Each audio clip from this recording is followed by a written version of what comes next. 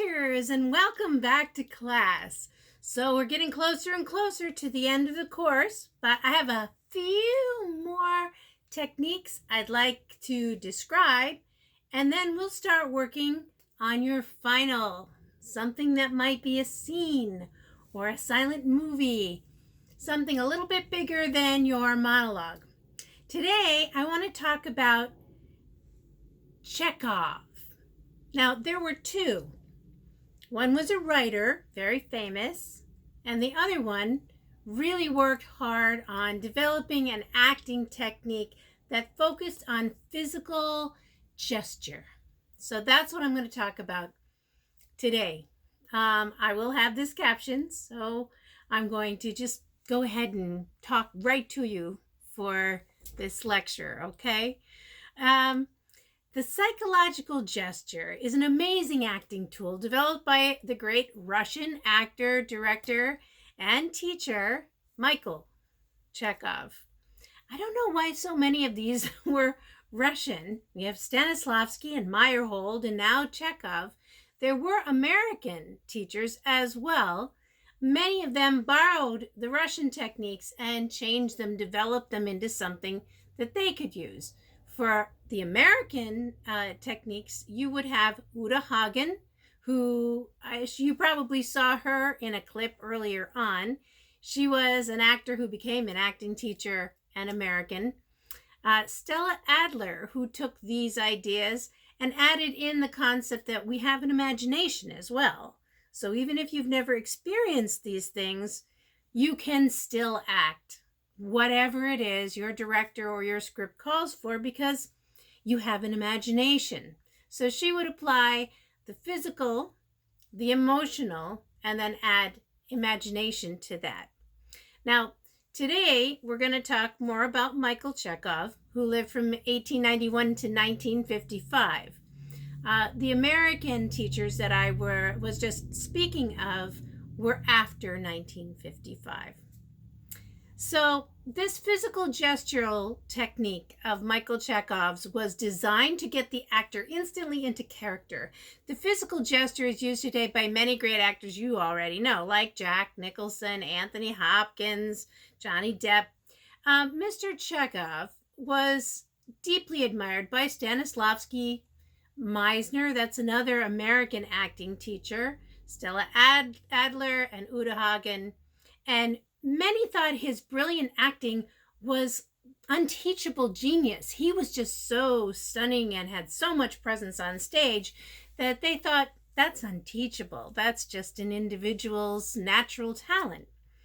But Michael Chekhov believed otherwise, and he dedicated his life to developing an inspiring genius in other actors.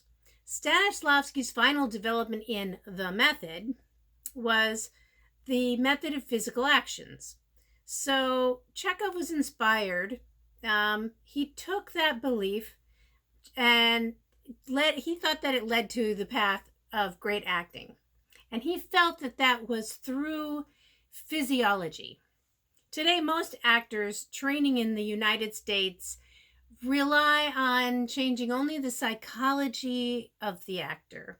Highly mystical at the time, Michael Chekhov believed in the mind-body connection and took the psychological approach and married it to a full-body gesture to create the psychological gesture. Psychological as well as a physical gesture. And the two of them married in order to create a physiology. If we define gesture to mean a movement that has intention, we could say that the psychological gesture is a movement that expresses the psychology of the character. Chekhov defines the psychology to consist of the thoughts, feelings, and will of a human being. Hence, the psychological gesture, the PG, if you will, is a physical expression of the thoughts, feelings, and desires of the character, incorporated into one movement. You can liken it to a moving logo, like the Nike logo, which captures the essence of Nike in one image. It's got movement in it.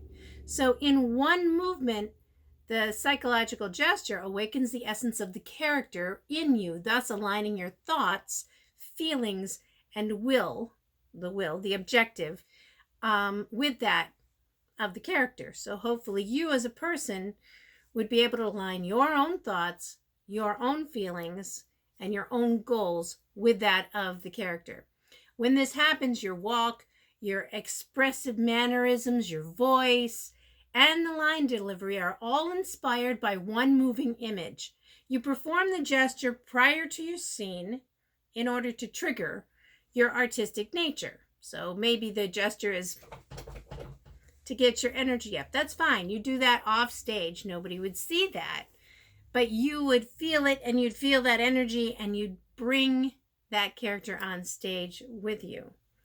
So that's what you would do. You perform the gesture, you trigger your artistic nature, and then while you're in the scene, if your inspiration weakens, then you simply envision the gesture in your imagination as you are acting, and it should revitalize you. So how do you find the right psychological gesture? Well, that's a tricky question, because there may be times when the image of the PG, the psychological gesture, appears to you as soon as you read the script or story or look at a storyboard. This spontaneous inspiration will occur often when you have trained your body, mind, and voice to respond to each other. When the intuitive process doesn't happen, there are a couple of other ways. One path created by Michael Checkov is called leading questions, in which you cultivate your imagination by asking questions. Your imagination will respond instantly, and your body will begin to express the movement in small ways before you can even verbalize the answers, just like I did there. For example, if you are playing a villain, you might begin by asking, what does your character desire? Power? Okay, well then, how do you go about getting that power? Maybe you dominate. Maybe you hide. Maybe you manipulate. Maybe you flirt. Maybe you cajole. Maybe... So you can see how that one leading question could take you on a path that would lead you to an awful lot of choices that you would end up having to make. So what is a physical movement that dominates? Pressing down. Let me do a practice with you, okay? So your first practice with psychological gestures. Start with your hands as high as possible, all the way up, and then press them down against an imaginary resistance. Picture the character's opponents as you press down to the floor. Add to the press a quality like rage or frustration, sinister, conniving, fear, different emotions. Try different qualities until you feel that quality and desire to dominate in every cell of your being.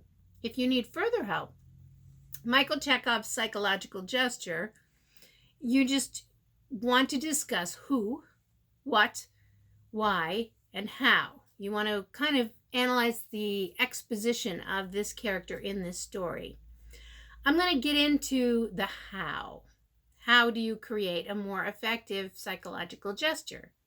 So you've got your villainous psychological gesture, the pressing down. Is it stimulating you artistically, or is it just an exercise right now? You might have to do it a few times before it becomes something useful to you. And each character may require something different. I'm just giving you the...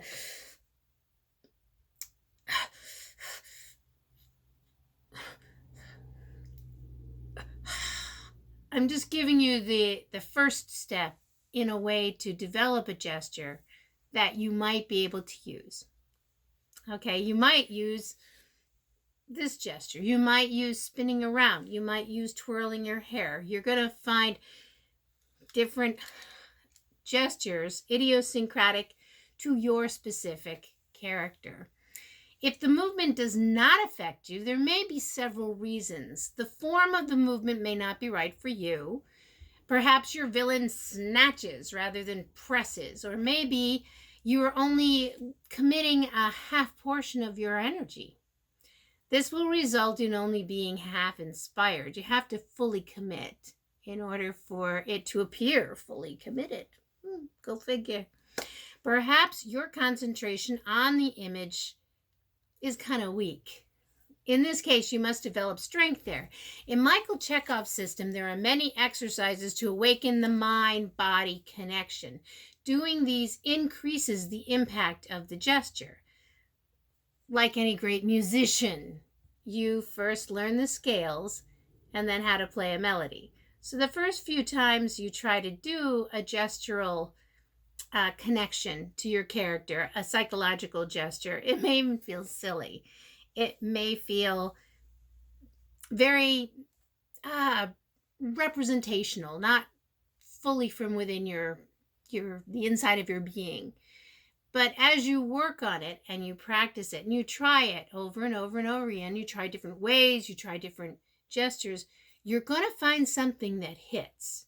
And when it does, that will be the moment when you go, aha, okay, now I see how if I use this physical gesture to inspire a psychological response, then I can ride that out. If you've ever worked on an accent, people who talk about, oh my God, I'd love to change the way that I talk, right? Well, sometimes what they'll talk about in order to get that in your ear is there's a word that leads you into the way that accent feels, like coffee. If I start to say coffee, then I can start to talk like a New Yorker. So it's, or for sign, you may have a regional sign, so if you always start in a hand shape that's specific to your signing, that sign may lead you into a different way of signing than you do normally. Maybe you're naturally a smooth signer, but if you start everything like this and you keep your sign zone here, it's going to alter the way that you express, and it's going to become the way the character expresses. Sometimes you can shorten the leading questions sequence by visualizing the character and asking the character to show you their psychological gesture. That's imagination. And of course, Stella Adler developed that further along to include not the character's imagination, but the actor's imagination. And this also requires well-developed concentration skills. Visualize a beam of energy, of light, perhaps. Okay, now turn it into going up from your core through the top of your head, straight up, all the way up into outer space. Now visualize beaming the character down, maybe kind of as in Star Trek. Imagine the details as that character materializes from the feet to the head. Now imagine it shows you the physical gesture. Imitate what you see in your imagination as closely as possible. Observe how the movement impacts you. Your ability to identify and imitate what you see is developed through these additional Michael Checkov techniques. You can have more than one psychological gesture for each character. Certainly, you can have an overall physical gesture that will help you perform any given moment in the story, and you can have a different psychological gesture for different sections, moments, or beats in the story. Every objective you identify can be gesturized.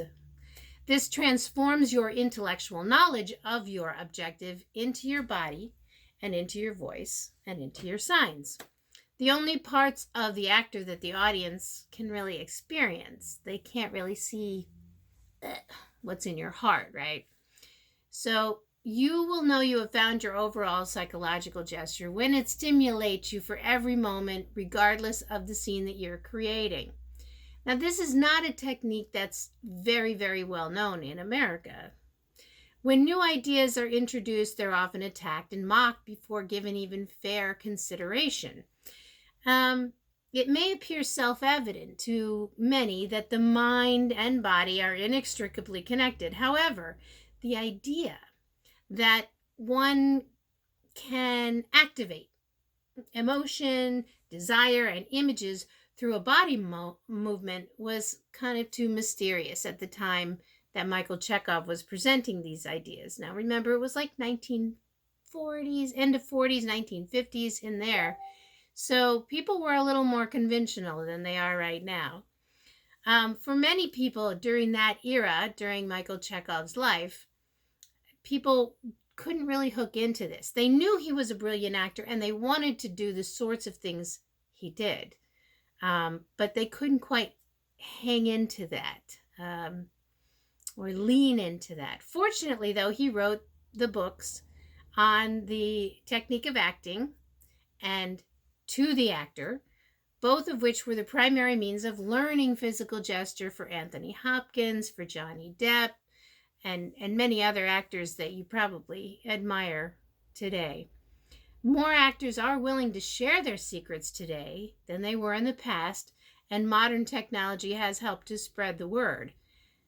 As, you know, it would be really difficult to learn to play the piano only through reading an article. So that's sort of like learning this technique only through reading his books.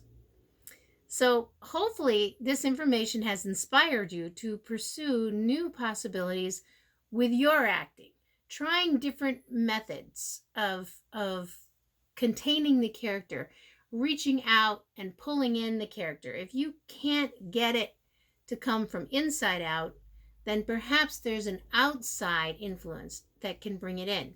What I'll probably ask you to do is think of when you're listening to music, okay? There are times when you're feeling low and you play happy music, and now suddenly the music, the gesture, your walk, the speed of your walk, your heart rate, all of those things have now adapted because the music was your psychological gesture. That influenced you to change the way you're thinking, the way your body is moving, and how you might approach speaking to someone else. If the song is sad, you might have been happy a moment ago, but you start to get reflective and you start to think about the song. And in fact, there are songs that I can listen to in the best of times that would still produce tears. So if I had to do that on stage, it might be good just to listen to a piece of that song to give myself the equivalent of a psychological gesture to lead me into the character that I'm going to play for the next scene. So I hope that gives you a little bit of a taste of who's Michael Checkov and what did he do and who did he influence. Okay, have a good day and see if you can find that psychological gesture, either pressing down or moving, listening to music perhaps, finding that one key phrase in your dialogue, just like you might for establishing an accent. It can also be a tool to use for your acting. Have a great day. See you in the next lesson. Bye.